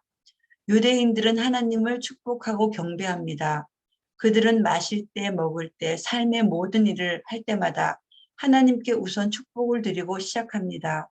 특별한 방법으로 하나님께 축복해 드리는데 하나님께서는 이미 모든 축복을 받으시며 축복 가운데 거하신 분인데 왜 우리가 축복을 드릴까요? 그들은 하나님께서 모든 축복의 근원이심을 이해하기 때문입니다. 이스라엘이 하나님께 축복을 드리는 것을 살펴보면 하나님을 축복해 드립니다. 왜냐하면 하나님께서는 축복의 근원이시기 때문입니다. 오 모든 것을 창조하신 주님, 당신이 이 땅에 빵을 주셨습니다. 이것이 하나의 예입니다. 유대인이 매일 반복하는 기도입니다. 하루 종일 매일 순간마다 지금 온 우주의 왕이신 하나님께서 하늘과 땅을 통치하고 계십니다. 지금 그분이 나의 왕이십니다. 유대인들이 반복해서 이야기하는 것이 이것입니다. 지금 당신께서 왕이십니다. 킹이십니다. 왕은 왕국을 가지고 있습니다. 하나님께서 소개하시는 하나님의 왕국을 말씀에서 찾아보겠습니다. 1. 하나님의 왕국, 킹덤. 출애굽기 19장에 보면 하나님께서 이스라엘 백성들을 애굽에서 건져내셔서 하나님 앞에서 세우셔서 설명하는 장면이 있습니다.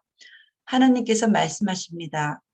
출애굽기 19장 4절에서 7절 말씀, 나의 애굽 사람에게 어떻게 행하였은가? 내가 어떻게 독수리 날개로 너희를 업어 내게로 인도하였음을 너희가 보았느니 세계가 다 내게 속하였나니 너희가 내 말을 잘 듣고 내 언약을 지키면 너희는 열국 중에서 내 소유가 되겠고 너희가 내게 대하여 제사장 나라가 되며 거룩한 백성이 되리라. 너는 이 말을 이스라엘 자손에게 구할지니라. 모세가 와서 백성의 장로들을 불러 여호와께서 자기에게 명하신 그 모든 말씀을 그 앞에 진술하니 저희가 나팔절을 설명해 드리는 시간에 이 부분을 더 자세히 보겠습니다. 그런데 6절의 말씀을 보면요. 너희가 나의 제사장 나라가 될 것이다. 12지파가 바로 나의 나라라고 하십니다. 이것은 땅을 말하는 것이 아니라 하나님께서 창조하신 사람들을 향해 주님께서는 나라라고 하십니다. 물론 주님께서는 나중에 예루살렘에 보좌를 두실 것입니다. 그런데 하나님께서 너희 내 백성들아 너희가 나의 나라이다 라고 말씀하십니다. 마태복음 10장에 예수님께서 제자들에게 그 나라에 대해 설명하신 부분이 있습니다. 예수님께서 그분의 일을 하도록 제자들을 보내실 때 이방인에게 헬라인에게 가지 말고 우선은 이스라엘의 잃어버린 양떼를 향해 가라고 말씀하시는 장면이 나옵니다. 그들에게 무엇을 선포하게 하셨을까요? 하나님의 나라가 가까이 왔다라고 선포하라 하셨습니다. 가까이 왔다라는 의미가 무슨 뜻일까요? 여전히 무엇인가를 기다리라는 것일까요? 물론 그런 의미도 있지만 주님께서는 예루살렘에 보좌를 두시고 그곳에 다스리시는 그날을 물론 우리는 기다리고 있죠. 그날에 하토라이신 예수야가 시온에 나와서 열방 가운데 나아가게 될 것입니다. 그러나 이스라엘 백성들에게 하나님께서 하나님의 나라가 가까이 왔다라는 진정한 의미는 더 깊은 의미가 있습니다. 히브리어로 가까이 왔다라는 단어는 카로브라 합니다. 카로브는 희생이 있다. 희생 제사라는 의미를 가지고 있습니다. 카로브, 가까이 왔다. 희생이 있다. 명사로는 희생. 누구에게 가까이 왔다는 뜻일까요? 물론 하나님께 가까이 왔다라는 의미를 가지고 있습니다. 하나님께 어떻게 가까이 갈 수 있다는 말일까요? 리브가가 어느 날 임신하게 되었습니다. 그녀가 자신이 임신하여서 배가 점점 불러오는 것을 보고 깜짝 놀라게 되었죠. 내 안에 일어나는 일들이라는 단어가 여기서 같은 히브리어를 설명하고 있습니다. 가까이에 일이 일어나고 있다라는 의미는 내 안에서 일이 일어나고 있다라는 의미와 같습니다. 다시 말해 내 안에서 나오는 가까움이라는 것이죠. 마치 어미의 자궁 속에 아이가 자라나는 것을 설명하고 있는 것입니다. 이것이 카로브의 단어입니다. 하나님의 나라가 이스라엘 백성들에게 가까이 왔다라는 것은 하나님의 나라가 이미 너희 안에서, 공동체 안에서 이미 일어나고 있다는 것입니다. 너희는 내 백성이고 내 나라이다라고 시내산에서 이미 선포하신 메시지를 예수님께서 다시 이스라엘 백성에게 선포하고 계신 것입니다. 12지파 이스라엘 백성에게 있어서 하나님의 나라와의 관계는 끊을래야 끊을 수 없는 것입니다. A. 하나님 나라에 있어서의 해야 할 일. 하나님의 나라 안에서 우리에게는 위치와 책임이 있습니다. 출애굽기 19장 6절에서 나라가 있는데 그것은 곧 제사장이라고 말씀하고 있습니다. 나라인데 나라들의 제사장들이다. 주님께서 레위 지파들에게만 말씀하고 계시는 것이 아니라 이스라엘 12지파 전체에게 너희는 제사장 나라이다 라고 말씀하고 계십니다. 이스라엘은 하나님의 백성, 하나님의 왕국 가운데 제사장의 위치에서 제사장의 역할을 하는 것입니다. 이스라엘과 접붙임받은 이방인들, 이스라엘과 하나된 모든 이방인들도 이 직임 가운데 들어가게 되는 것임을 이해해야 합니다. 하나님께서 이스라엘에게 선포하신 그 말씀이 그들과 접붙임받은 모든 이들에게도 동일하게 선포되는 것입니다. 우리가 제사장입니다. 이스라엘은 지금도 제사장입니다. 모든 제사장들에게는 어떤 구조가 있습니다. 제사장적인 질서에 들어가지 않고서는 제사장이라고 말할 수 없습니다. 하나님의 제사장의 구조 안에는 대제사장이 있고 대제사장 밑에 제사장들이 있는 그런 구조를 가지고 있습니다. 우리의 대제사장이 누구시죠? 예수아이십니다. 모든 제사장들의 구조, 질서 안에서는 성소가 있습니다. 성소에서 제사장들이 섬기게 되어 있습니다.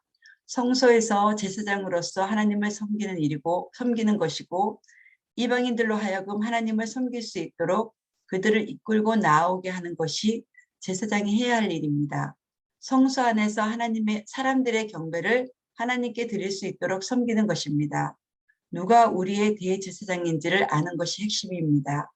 예수아가 우리의 대제사장인 것을 안다면 그분께서 우리 안에 계셔야 합니다. 이 제사장 구조, 멜기세덱 대제사장의 의미로 살펴보기.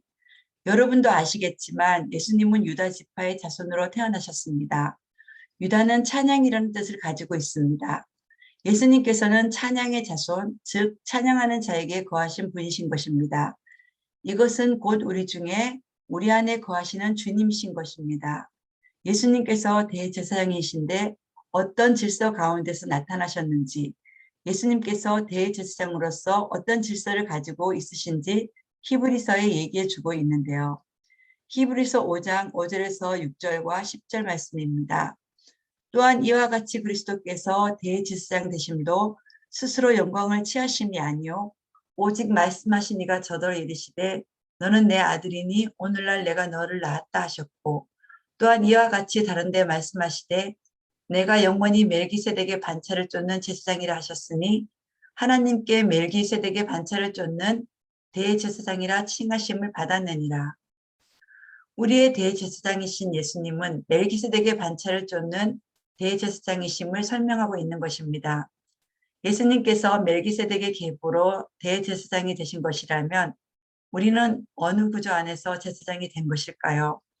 우리도 또한 멜기세덱 계보의 제사장인 것입니다. 레위 지파 역시 그 구조 안에서 제사장이라는 것을 히브리서 뒷부분에 계속 설명하고 있습니다. 레위 지파는 두 가지의 직임을 가지고 있습니다. 아브라함의 후손의 제사장 역할과 멜기세덱의 대제사장 구조 안에서 제사장의 역할을 합니다. 우리가 멜기세덱의 구조 안에 들어가서 아브라함의 자손들의 제사장 직임을 감당하는 것이죠. 우리가 어떤 구조 안에서 직임을 가진 것을 아는 것이 왜 중요할까요? 이 구조를 아는 것은 중요한데 제사장으로서 어떤 일을 하는 것이 이 구조 안에 담겨 있기 때문입니다. 어떻게 하나님을 섬길 것이며 어떤 제사장 직무를 행할 것인가? 여러분 그 질서를 알지 못하면 우리가 무슨 제사장 직임을 해야 하는지 모르는 것이죠. 멜기세덱 계열 안에 제사장이라면 그가 누구인지 우리가 알아야 합니다. 창세기 14장 18절에서 23절. 살렘 왕 멜기세덱이 떡과 포도주를 가지고 나왔으니 그는 지극히 높으신 하나님의 제사장이었더라. 그가 아브라함에게 축복하여 가로되 천지의 주제시요 지극히 높으신 하나님이여 아브라함에게 복을 주옵소서. 너희 대적을 내 손에 붙이신 지극히 높으신 하나님을 찬송할지로다 하매 아브라함이 그 얻은 것에서 10분의 1을 멜기세덱에게 주었더라. 소돔 왕이 아브라함에게 이르되 사람은 내게 보내고 물품은 내가 취하라. 아브라함이 소돔 왕에게 이르되 천지의 주제시요 지극히 높으신 하나님 여호와께 내가 손을 들어 맹세하노니 내 말이 내가 아브라함으로 치붙게 하였다 할까 하여 내게 속한 것은 물론 한 실이나 신들매라도 내가 취하지 아니하리라. 성경 전체에서 가장 신비로운 인물을 찾는다면 멜기세덱을 꼽겠습니다. 저도 물론 이 사람을 다 이해하지 못합니다. 어떤 사람은 멜기세덱이 예수야라고 하지만 예수님은 멜기세덱 계열의 후손이라 하기 때문에 멜기세덱이 예수님이라는 것은 조금 말이 되지 않습니다. 그가 누구인지 저도 잘 모릅니다. 멜기세덱을 살펴보기 원합니다. 먼저 이름에서 살펴봅시다. 멜기세덱, 멜케이와 ጼ덱 두 개의 히브리어 단어가 만나서 만들어졌습니다. 말케이, 무엇의 왕, ጼ덱, 의로움. 멜기세덱은 히브리어를 풀이해서 보았을 때 의의 왕이라는 뜻을 가지고 있습니다. 그는 가나안 왕일 수 없습니다. 가나안이 너무나 더럽고 합당하지 않았기 때문에 그들을 내쫓고 아브라함을 그곳에 두시려 했습니다.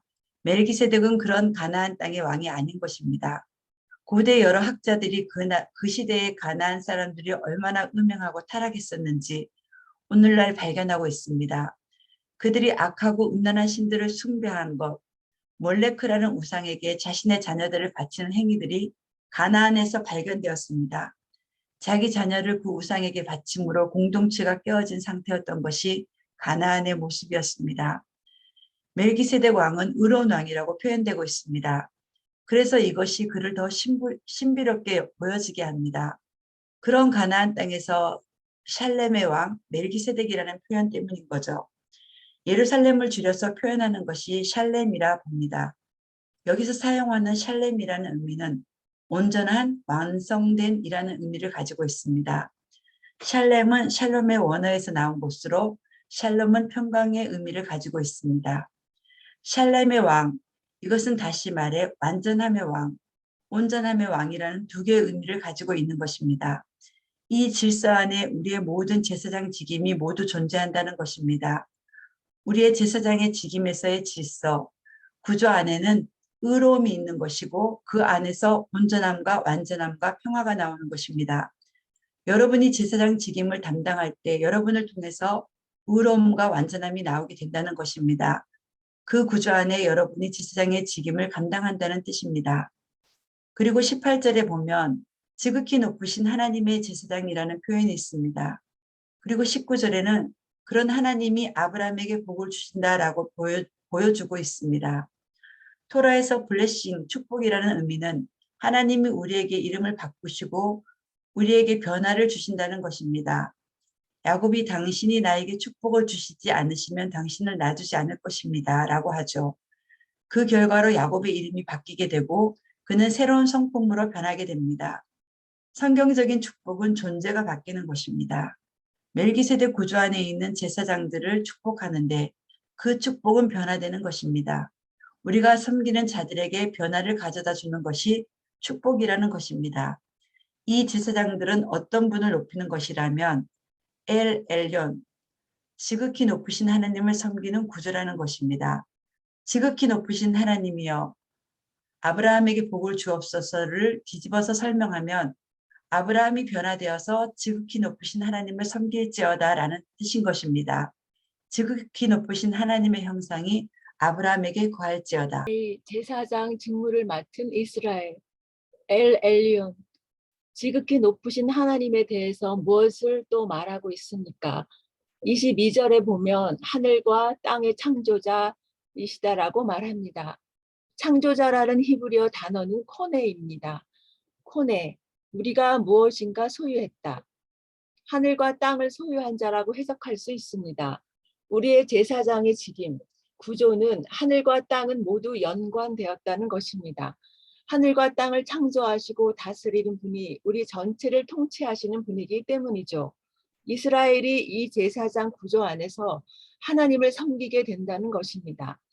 이 제사장 구조 안에 계신 대제사장 예수님께서 이렇게 그분의 직임 대제사장의 직임을 감당하셨다는 것이죠. 예수님께서는 지극히 높으신 하나님의 대제사장으로서 이 땅에 복을 주시는 변화, 트랜스포메이션을 가져오시는 역할을 하신 것입니다. 그분이 공의의 왕이시기 때문에 그곳에 공의의 변화가 일어나고 그곳에서 회복, 화해가 일어나는 것입니다. 평강의 회복이 일어나고 의로움의 회복이 일어나는 것입니다. 하늘의 샬롬을 이 땅 위에 가져오는 일을 대제사장이 하는 것입니다. 대제사장은 하늘과 땅을 통일시키시는 하나님의 형상을 이 땅 위에 가져오는 역할을 합니다. 그래서 그것이 흘러나가게 되는 것이죠. 유대인들이 하나님을 축복하고 높이는 것은 하늘과 땅의 주인이신 하나님의 통치가 이 땅에 임하시는 것을 말하고자 하는 것입니다. 이스라엘의 대제사장 되신 예수와께서 하늘에 있는 것들을 이 땅 위에 가져오시는 것입니다. 그것이 모든 이스라엘 백성들이 제사장으로서 해야 할 일들입니다. 메시아 예수와의 공의를 가지고 열방 가운데 샬롬의 통로가 되는 것이 제사장 된 유대인의 위치입니다. 이스라엘아, 내가 너희에게 말한 것을 이방 가운데 선포하여라. 하나님께서 정하신 시간에 대해서 우리가 선포해야 할 책임이 이스라엘 가운데 있습니다. 이 정해진 시간에 우리의 대제사장이신 예수와께서 하늘의 공의를 가지고 이 땅의 샬롬을 풀어내시는 것입니다. 이것에 대해서 대치되는 가르침으로는 예수와께서 십자가를 통해 모든 모아딤을 끝내셨다라는 것입니다. 제가 가르치고 있는 것과 반대되는 가르침입니다. 그 십자가는 어디에 꽂혔을까요? 예루살렘에 이 땅에 꽂혀 있었습니다. 하늘에서 일어난 일을 이 땅 가운데 보여주신 것입니다. 하나님께서 어떤 일을 하고 계시는지를 완전히 보여주는 하늘의 성소에 드려지는 제사가 이 땅에 반사되어 동일하게 보여지는 것을 말합니다. 왜 그렇게 행하셨을까요? 왜 하나님께서는 예수님의 피를 통해 하늘의 처소를 깨끗하게 하셨을까요? 이 땅 안에 일어나고 있는 모아딤의 모든 일들을 하늘에서 보여지고 있는 것입니다. 다시 말해서 모아딤에서 일어나고 있는 모든 사건과 일들은 하늘에서 먼저 이루어지고 있다는 것을 알아야 합니다. 그럼 왜 이 땅 위에 예수님의 피로 하늘의 처소를 깨끗하게 하셨던 것일까요? 그것이 이 땅 위에 살고 있는 사람들에게 어떤 영향을 끼치는가라는 질문을 가져야 합니다. 이스라엘 백성은 예수님께서 하늘과 땅에서 완성하신 십자가 사건을 그들의 역사를 통해서 매번 훈련하고 경험해 왔습니다. 그리고 주님은 그들이 이를 열방에 선포하기를 원하셨습니다. 이스라엘 백성들이 하늘의 제사장의 일을 감당하기 위해서 이 땅에서 하늘의 일들을 경험하고 연습했던 것입니다. 그것의 경험을 통해 열방 가운데 그분의 공의를 통해 샬롬이 완성되는 것을 선포하고 가르치기를 원하셨던 것입니다. 제사장으로서 변화를 가져오는 일에 주님이 사용하기를 원하셨습니다. 제사장으로서의 역할. 창세기 12장에 보면 아브라함에게 주님이 이렇게 말씀하십니다. 창세기 12장 2절에서 3절 말씀. 내가 너로 큰 민족을 이루고 내게 복을 주어 내 이름을 창대케 하리니 너는 복의 근원이 될지라. 너를 축복하는 자에게는 내가 복을 내리고 너를 저주하는 자에게는 내가 저주하리니 땅의 모든 족속이 너를 인하여 복을 얻을 것이니라 하시니라. 하나님께서 우리를 변화시키셔서 하나님의 형상을 회복시키시고 우리가 그 변화 안에서 그분의 의로움과 샬롬을 나타내는 삶을 살아갈 때 하나님께서 이스라엘 백성을 변화시키셨던 것처럼 그들이 가는 곳마다 열방 가운데 변화가 일어나게 하시는 것입니다. 그것이 제사장으로서 우리의 역할인 것입니다. 하늘의 제사장으로서 하나님의 나라가 이 땅 가운데 나타나게 하는 통로가 되게 하는 것입니다. 그 열방의 나라들이 언약의 관계 안에서 하나님을 사랑하기 시작할 때 하나님의 성품, 그 의로움심과 동일하게 살아가게 되는 것입니다. 하나님께서 가지고 계시는 책임과 능력을 가지고 살아가는 것입니다. 여러분이 하나님이 가지고 있는 믿음을 가질 때 주변의 사람들이 동일한 믿음을 갖게 되는 것입니다. 여러분 주변에 깨어진 사람들에게 온전함을 전하는 작은 예수와의 조각으로 그들에게 서게 되는 것입니다. 여러분은 이스라엘 제사장 구조 안으로 들어오는 것입니다. 그리고 우리에게 예수님께서 대제사장 되신 것처럼 여러분도 그분을 대제사장으로 섬기는 구조 안으로 들어오실 수 있는 것입니다.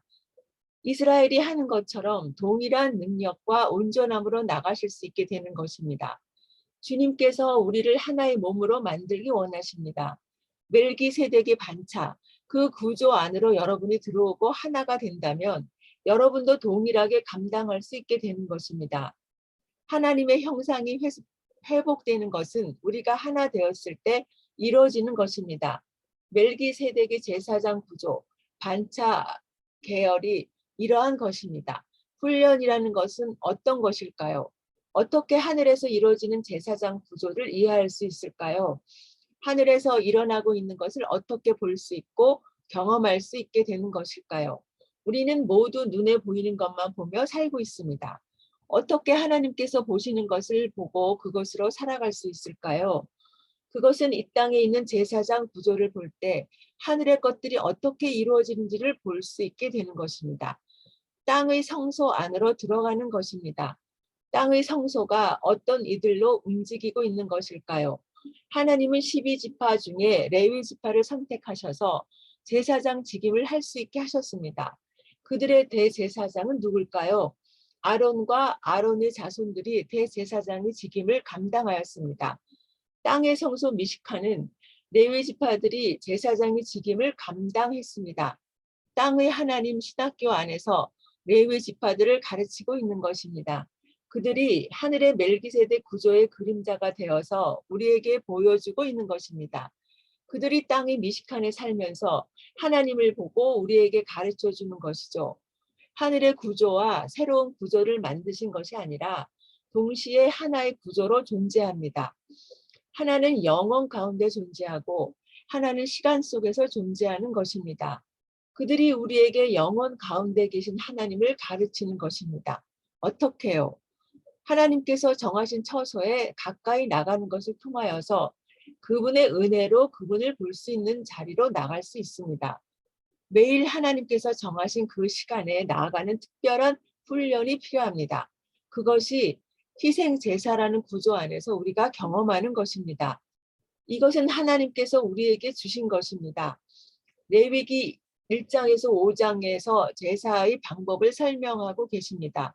어떻게 그림자에서 하늘의 것을 볼 수 있는지 자세히 설명하고 계십니다. 이 그림자가 어떻게 하늘의 실제를 볼 수 있는지 구체적으로 설명하고 있습니다. 6. 희생제사 시스템. A. 희생제사에 관한 일반적 개념. 희생제사를 통해서 이스라엘 백성들이 죄에 대해서 용서를 받는다고 이해하고 있습니다. 어떤 사람들은 예수 그리스도의 희생제사가 이스라엘이 드려졌던 희생제사와 같다고 생각합니다. 이것은 사실입니다. 그러나 희생제사로 인해 죄가 씻어지지는 않습니다. 그 희생제사로 드려진 제물인 양이나 염소를 통해 죄가 용서받는 것이죠. 그러나 양이나 염소로 죄가 없어지지 않습니다. B. 성경에서 보는 희생제사. 이것이 히브리서 10장 말씀에 나와 있습니다. 히브리서 10장 4절. 이는 황소와 염소의 피가 능히 죄를 없이 하지 못함이라. 제물은 인간의 죄를 없애는 목적이 아니었습니다. 그렇다면 이런 제사를 왜 드렸을까요? 유대인들에게 말씀하고 있는 것이 히브리서입니다. 히브리서는 유대인이 유대인에게 유대인의 사고로 전달하는 것입니다. 유대인들에게 희생 제사의 목적이 너의 죄를 없이 하는 것이 아니라는 것입니다. 희생 제사를 통해 죄를 없이 하는 것이 아니라면 왜 이러한 방법을 존재하게 하신 걸까요? 이 문맥 안에서 이해해 보도록 하겠습니다. 레위기서 1장입니다. 1. 희생 제사의 의미. 레위기 1장 1절에서 2절 말씀. 여호와께서 회막 모에드에서 모세를 부르시고 그에게 일러 가라사대 이스라엘 자손에게 고하여 이르라 너희 중에 누구든지 여호와께 예물을 드리려거든 생축 중에서 소나 양으로 예물을 드릴지니라. 하나님께서는 지금 어디에서 말씀하고 계십니까? 하늘의 실제의 그림자의 역할을 하고 있는 하나님의 정하신 장소에서 모세를 부르고 계십니다. 이스라엘 백성들이 여호와 앞에 나아오려면 이라는 전제가 있습니다. 여기서 여호와 앞에 나온다는 것이 가장 중요한 목적입니다. 어떻게 하면 그분께 나가야 하는지의 설명이 나머지의 설명인 것입니다. 희생 제사에 초점이 맞춰진 것이 아닙니다. 희생이라는 것은 여러분이 어떤 것을 얻는 데 있어서 대가입니다. A. 코르반. 여러분이 정말 갖고 싶은 어떤 것이 있는데 하나님은 그것을 내려놓으라고 하실 테지만 이것과는 다른 것입니다. 코르반이라는 것은 가까이 나아오는 것, 하나님과 얼굴을 대면하는 것입니다. 그리고 이것은 하나님이 그분 자신을 여러분에게 주는 것입니다. 제물을 드림으로써 우리가 어떤 것을 잃어버리는 것이 아니라 정말 갈망하는 어떤 것을 받게 되는 것을 말합니다. 1장에서 7장까지 그 희생을 통해서 정말 우리가 원하는 하나님을 얻는 과정인 것입니다. 삶의 모든 영역에서 어떻게 주의 길로 인도하시는지 그분 앞에서 나아갔을 때 알게 되는 것입니다. 코르반 가까이 나아감으로 우리 삶의 모든 영역의 빛을 경험하게 되는 것입니다. 그렇습니다. 희생 제물을 통하여 죄를 없애는 것이 아니라 그분을 얻는 것입니다. 이 슐라밈 3장 말씀을 보겠습니다. 레위기 3장 1절 말씀. 사람이 만일 화목제의 희생을 예물로 드리되 소로 드리려거든 수컷이나 암컷이나 흠 없는 것으로 여호와 앞에 드릴지니. 어떤 예배자가 하나님 가까이 나가서 그분의 얼굴을 보기를 원한다면 무엇을 해야 할까요? 슐라밈을 얻기 원한다면 무엇을 해야 할까요? 슐라밈, 온전한 평화. 샬롬은 샬렘에서 나온 단어이고 이것은 온전함을 뜻하기도 하며 경배를 말하는 단어이기도 합니다. 우리가 경배 드릴 때 하나님의 온전하심을 경험하는 것입니다. 하나님과 얼굴을 대면하고 그분에게 가까이 나갔을 때 여러분의 모든 존재가 하나님께 나갔을 때 그분의 온전하심으로 평화를 얻게 되는 것입니다. 2번 희생 제사에 대한 오해. 여러분께서는 뭘 하시겠습니까? 그림을 보면서 설명하겠습니다. 가족과 함께 이 자리에서 맛있는 바비큐를 만드는 것이에요. 이것은 피 흘림의 제사가 아니라 그냥 굽는 것이죠.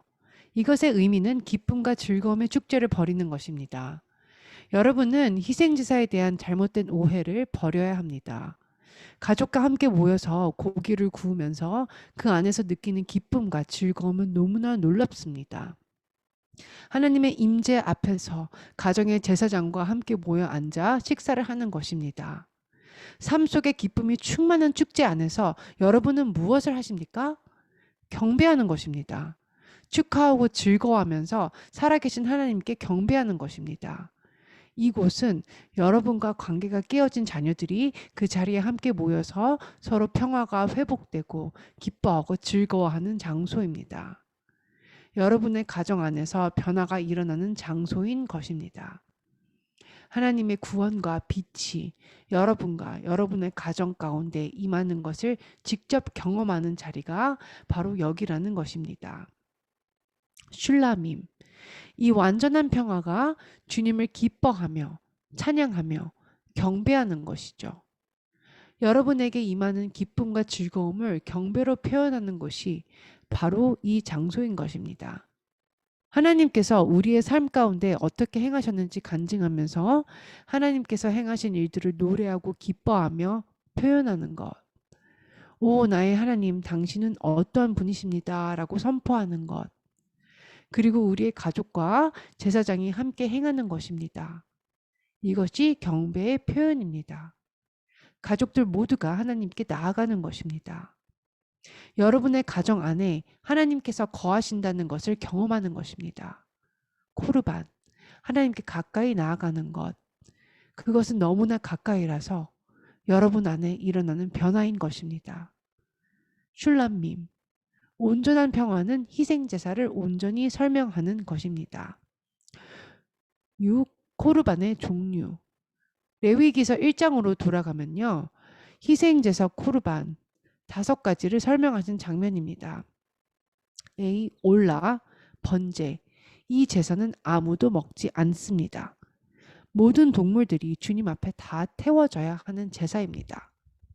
그 연기 속에서 하나님의 생명이 일어나는 것을 보여줍니다.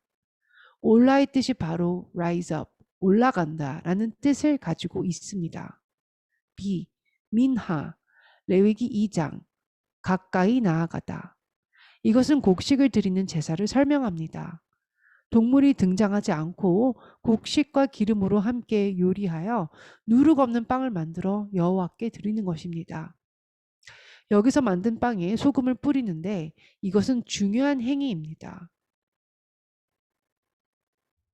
A. 슐라밈, 레위기 3장, 화목제, 주로 화목제라 번역된 단어입니다. 전쟁과 대비되는 평화를 말하는 것이 아니라 깨어짐에서 반대되는 온전함의 단어입니다. 원래는 깨어졌던 것이 붙여진 상태를 말합니다. 이 3가지는 죄와는 상관없는 제사들입니다. 뒤에 나오는 제사는 죄와 상관 있는 제사입니다. B. 핫핫, 레위기 4장, 속죄제, 죄를 속죄하는 제사입니다. 핫핫의 원형에는 관역을 빗나갔다의 의미를 가지고 있습니다. 속죄제를 드리는 것은 우리가 관역이 빗나갔기 때문에 드리는 것입니다. 이것이 죄입니다. 원래 하려고 했던 것을 못했던 것, 그것을 하는 것이 잘못된 것임을 알지 못하는 실수로 죄를 짓게 되는 것, 다른 사람에게 상처를 줬는데 상처를 주려는 의도도 없었고 잘못된 것도 모르지만 잘못한 상태, 나중에 잘못을 깨닫게 되는, 그러면 이때 핫핫의 제물을 드립니다. C. 야샴, 레위기 5장, 속건제, 죄, 범죄의 의미, 의도를 가지고 죄를 짓는 것을 말합니다. 내가 잘못하는 것을 알면서 또는 그가 상처를 받는 것을 알면서 저지른 죄, 그 어두움 가운데 빛이 비쳐서 자신의 잘못을 깨닫게 되었을 때, 우리 가정과 관계 안에서 회복이 필요한 것을 깨달았을 때 야샴을 하는 것입니다. 첫 번째부터 3번째까지의 제사는 하나님 앞에서 축제적인 요소의 제사입니다. 4번째와 5번째 제사는 우리가 죄를 지어서 나오는 슬픔과 애통함이 있는 제사입니다. 이 제사를 드림으로 인해 죄를 없애는 것이 아니라 하나님께 나아가는, 소통할 수 있는 방법을 정해놓은 것입니다. 우리 안에 있는 것과 하나님과 어떻게 소통하는지 알려주는 방법인 것입니다. 하나님으로 인해 이 기쁨이 흘러 넘치는 것을 사람에게 가르쳐 주시는 것입니다. 다시 말해, 내 안에 있는 열정과 사랑을 어떻게 토해내야 하는지의 방법을 알려주십니다. 반면 죄로 인해 아픔을 겪고 있을 때, 사랑하는 사람을 너무 아프게 하고 고통과 슬픔을 주었을 때 내가 어떻게 해야 되는지, 또는 내가 그런 아픔을 당한 사람이라 어떻게 해야 하는지, 내 자신이 너무나 슬프고 아플 때 어떻게 해야 하는지, 나와 잘못된 관계의 사람과 어떻게 소통해야 하는지, 나와 깨어져 있는 관계들 가운데 어떻게 화해와 화목을 가져와야 하는지를 하나님께서 설명하고 계신 것입니다. 3. 제사의 올바른 이해. 제사는 하나님께서 만드신 형식이라서 이 통로를 통해서만 화목하게 되는 길인 것입니다. 진리가 밖으로 표현되는 방법인 것입니다. 우리가 안에 있는 것을 표현하고 표출할 수 없을 때 하나님께서 이 방법을 정해 놓으셨습니다. 이것은 토라에서 경배, 예배라 표현합니다. 제가 만약 이웃과 형제를 고통스럽게 한다면 이는 그들의 주인 되신 하나님을 고통스럽게 하는 것입니다. 제가 여러분을 아프게 하는 것은 여러분 안에 계시는 하나님을 아프게 하는 것이기 때문에 하나님께 죄를 짓는 것입니다. 그래서 여러분과 화해하고 화목함으로써 여러분 안에 계신 하나님과도 화해하게 되는 것입니다. 하나님께서 우리를 하나 되기 위한 방법으로 두신 것입니다. 우리가 하나 되고 화목하게 되었을 때 그분과 하나가 되는 것입니다. 동시에 이 코르반에 참여함으로써 하나님의 성소의 그림자에 동참하는 것입니다. 레위기 17장에 보면 동물의 생명을 희생제사로 취할 때 이곳 밖에서 잡아라 라고 말씀하셨습니다. 그 동물의 생명을 취할 때 성소 밖에서 잡아서 가져오라고 하십니다. 그렇지 않으면 살해하는 것과 같다 하십니다. 하나님께 경배로서 드려지는 동물의 희생제사는 이 안에서 잡아야 하며 이곳 밖에서 잡으면 그것을 살해하는 것이 된다는 것입니다. 정리. 하늘의 것의 그림자인 이곳에서 일어나는 모든 일과 가정은 하늘에서 동일하게 일어나는 것과 같습니다. 이 5개의 제사는 하늘에서 동일하게 일어난 것을 보여주는 모형이라는 것입니다. 메시아께서 이루신 것에 대한 모형으로 수천 년 동안 이스라엘 백성에게 가르치신 것입니다. 이 땅 가운데 하나님의 어린 양인 희생제물로 오실 것을 이스라엘에게 가르치고 계셨던 것입니다. 그것은 이 땅에 어린 양이 되시고 하늘에서도 어린 양이 되심을 보여주고 있습니다. 히브리서에서 보았던 것처럼 하늘의 성소에 그분께서 피를 흘리신 것입니다. 이 부분을 6월절을 설명할 때 말씀드리겠습니다. 이 땅에서 동참하는 것은 하늘에서 일어나고 있는 일에 동일하게 동참하고 있는 것을 나타냅니다. 우리가 이 땅에서 예수님의 일에 동참하는 것이죠. 이것은 죄를 다루는 문제보다 훨씬 더 큰 것입니다. 인간 안에 하나님으로 향해 나아가게 하는 회복을 우리에게 주시기 위함이었습니다. 처음에 나오는 3개의 제사, 코르반, 하나님께 가까이 나아가는 과정, 이것이 예수님을 통해 우리에게 하고자 하셨던 중요한 일이었던 것입니다. 올라, 민하, 슐라밈, 이 3가지는 예수와께서 십자가에서 이루고자 하셨던 것입니다. 첫 번째 코르반, 올라는 레위기 6장에서 계속적으로 제단에서 불태워지는 것을 말하는데 이것을 통해 하나 되는 것을 경험하게 됩니다. 매일 저녁마다 올라의 제물이 올라가게 됩니다.